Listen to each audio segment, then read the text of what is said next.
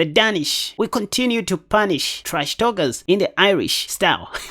So there's one line I forgot to cover in my yesterday's crazy tutorial video, which you guys need to watch if at all you didn't. So we're looking at the Danish Gambit, where you sacrifice 2 pawns early in the opening stage for rapid development. In this position, black may play pawn to d5, which happened in today's game that you're about to watch. I'll let you watch after this short introduction. Of course, my opponent played pawn to d5, and what I discovered after that game is pawn to d5 is actually the top played move even in the Masters database. So this is one move you need to pay much attention to and know. If that happens, theory requires you to take on d5. That's the main line, so that after queen takes, you take on d4, accepting to remain with an isolated pawn on d4 for the time being. And there's even a little trick in this line where you may end up winning your opponent's queen, say after knight c6, knight f3, bishop g4, and then bishop e2. With bishop g4, black intended to take one of the defenders of the d4 pawn so that they might be able to win that, but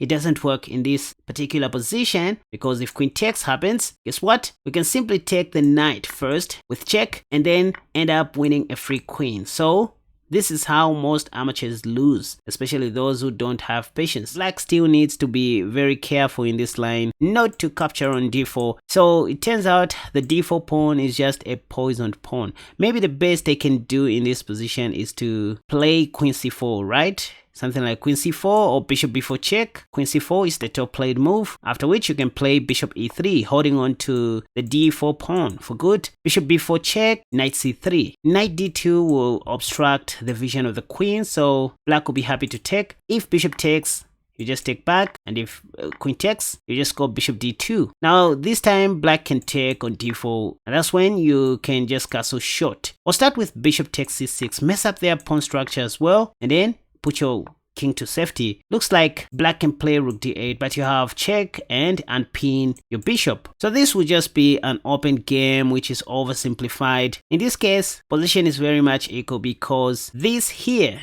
is one pawn according to Stockfish, not to mention that those are double isolated pawns for that matter, so they won't go anywhere. So this is the main line, but there's another line that I discovered which is very interesting in my opinion, but I'm not going to show you that just yet. I want you to watch what happened in the game that I just finished playing, and then after that I will show you my detailed analysis. One beautiful line you can try out from here. If black plays the top played move pawn to d5. This is what most people are doing nowadays in an effort to avoid the Danish Gambit. In fact, this is the Danish Gambit declined. The question that begs to be answered is, will you watch up to the end? Let's see if you're going to be that person. And hey, remember to subscribe, hit the like button, and leave a comment in the comment section down below. If you can't, share this video for God's sake. Let's go.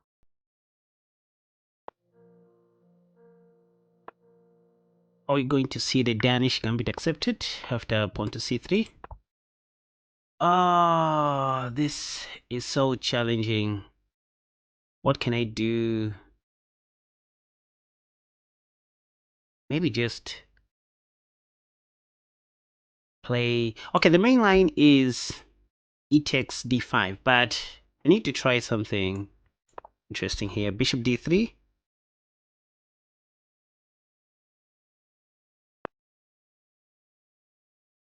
Knight c6, I was expecting that my opponent was going to take. Let me play knight f3, why not?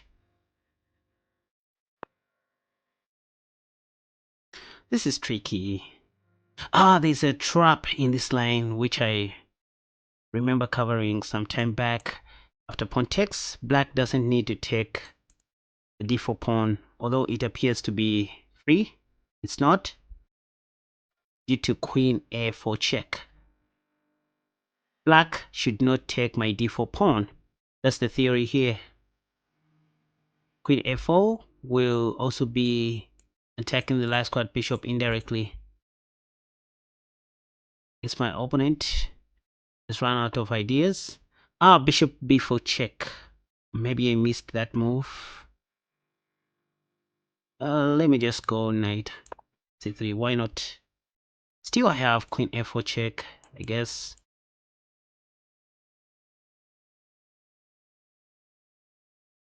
if black takes on d4.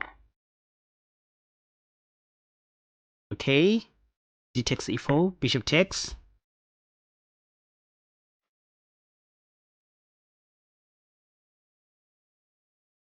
So this is one line you can play against the d5 line. This is one move I forgot to cover in my yesterday's tutorial video about the Danish Gambit.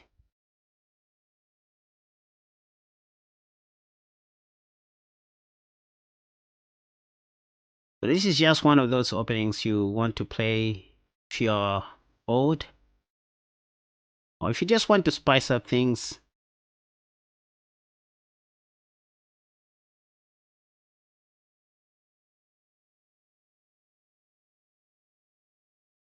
Like for real. Not all days are Mondays. At times, even myself, I feel I get bored playing chess. It's like anything in life. I mean, kind of feels like a routine thing. h3 to chase the bishop away. Yes, we're going to see bishop h5. After which, I'll just play pawn to g4. Yep, attacking all out with my pawns. And then, knight e5. This is a very common Oh my god. What is this move? I've seen something like this before, but not in this specific line. This looks dubious, to be honest. Can just take that knight. Why not? I guess I'm just up a free piece. I mean, I managed to unpin my knight. What was black thinking? I mean, who is this guy? 2055 by rating. Knight e5. Attacking the light squared bishop now. And look at this. I have so many opportunities in the near future.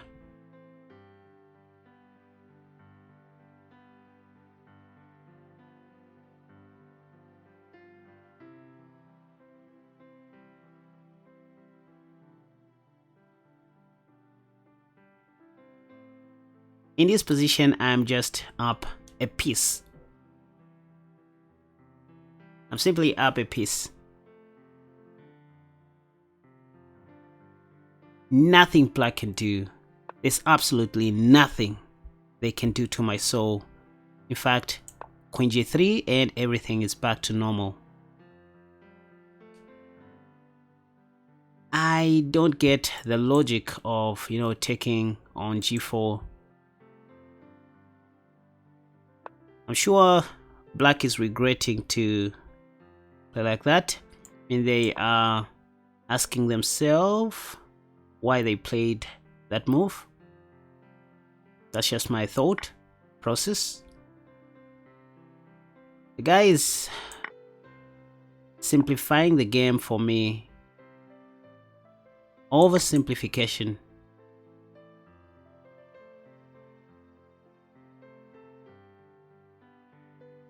Okay, the game is over. It's just a matter of technique to convert. Yes, my opponent is just feeling shy to resign. But I can do this if I want. Exchange rooks. Take. And then what else? What can I do? Maybe I protect my pawn. I want to push that pawn to d5.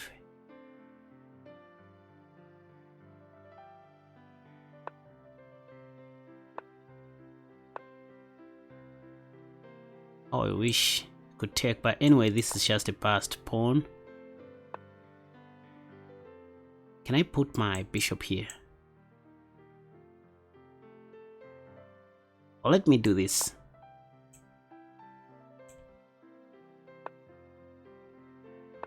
Oversimplifying the game one more time. Oh, attacking the queen like that. Okay, I'm going to win their queen if rook takes b2.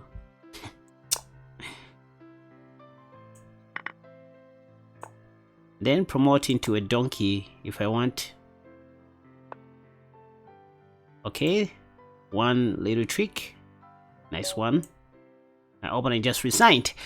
Let me quickly go through the opening moves. Once again, I forgot to cover this line in my yesterday's video where black can just play pawn to d5. By the way, this should be the top played move in the Masters database. I saw something like this. Yep, so we can see that even Masters love playing the move pawn to d5 in this position. This should be some kind of an antidote for the Danish Gambit. And so the main line here is to take on d5, so that after queen takes, you volunteer to take on d4. And this is one thing I hate about this, to be honest. I don't want to remain with an isolated pawn. But anyway, I need to find a very good response for this line where black plays pawn to d5. How about pawn to e5? So the idea is to allow black to take the c3 pawn so that we can recapture with a knight. If d4 is played, first we go bishop b5 check. How about pawn to c6? Oh, I see. There's a little trap in this line which I would love you guys to see. You simply go bishop c4 first, not worrying about your knight, because if black takes, you're going to win their queen like this. You first of all start with bishop takes f7. If king takes, you simply have queen takes d8, like the Tennison Gambit trap, if you think about it. I mean, after bishop takes, if black doesn't take your bishop, let's say they play king e7, here you can simply go bishop g5 check, trying to win that queen like this. If knight f6 is played, again, you can just take. There's nothing much black can do here.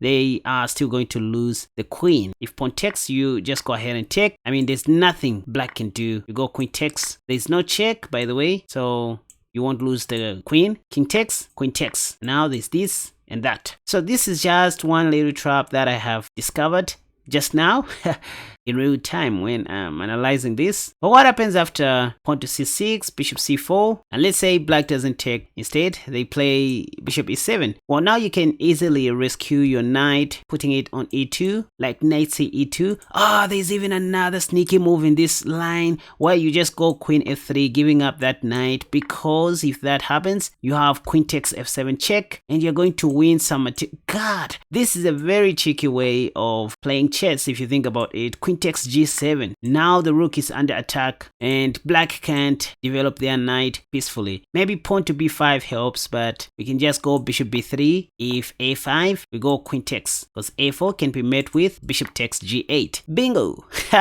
That's great. So now you know how to continue if black plays pawn to d5 right here. So one cool move that you can try is pawn to e5. I just discovered this now during the analysis, and I hope you appreciate what I'm teaching you now. Again, after pawn to e5, if pawn takes happens, you just simply take back with your knight. Now, obviously, most black players will be advancing this d pawn, after which you go bishop b5 check. This time, if black plays something like bishop d7, well, now you can safely take on d4 with your queen, because if bishop takes happens, you will simply make them lose their right to castle before taking the last squad bishop like that. In this case, material is equal, and I guess white is doing slightly better than black with many open lines. After bishop b5 check, instead of c6 or bishop d7, black can also play knight c6. This is more of a computer move, to be honest. I mean, why are you allowing this capture to happen? But anyway, if that happens, you can just play knight c e2, now attacking the d4 pawn. I guess most black players here play bishop c5, and this is what I was talking about. You can simply take, mess up their pawn structure on the queen side. That will be black's long-term weakness if you think about it.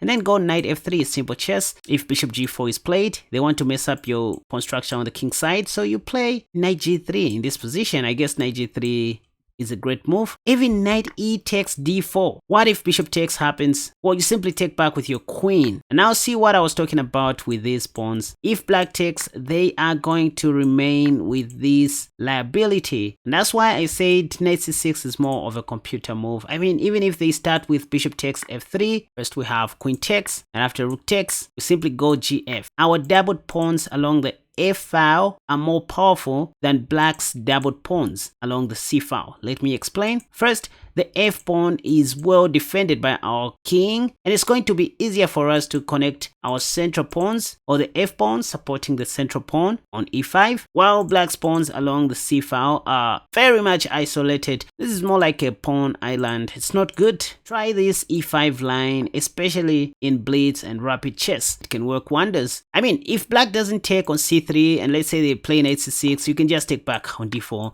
Now this is no longer a gambit. Material is equal, and I prefer having white pieces due to the space advantage. Bishop f5 is what most people play here, but what I like doing in these kinds of positions is to play bishop d3, knowing that knight takes d4 will be a mistake due to queen a4 check. I'm going to win that knight or that bishop, like that. So bishop d3 is one move that you can try in this position, or if you don't want to play that, play bishop b5, just pinning the knight to the king. If bishop b4 check, you always have knight c3. If knight e7, you go knight f3, no more development. If pawn to s6, you retreat your bishop back to e2. I mean, even bishop d3 makes a lot of sense here. Just challenging that light squad bishop right away. They will take, and then you take back with your queen. They will cast a short. You will also cast a short. Or in this position, just go knight g5, wanting to checkmate like that. Look, if knight g6 is played, point is, you can even start pawn storming on the king side like that. If h6, you go h5. That's just how good this position is.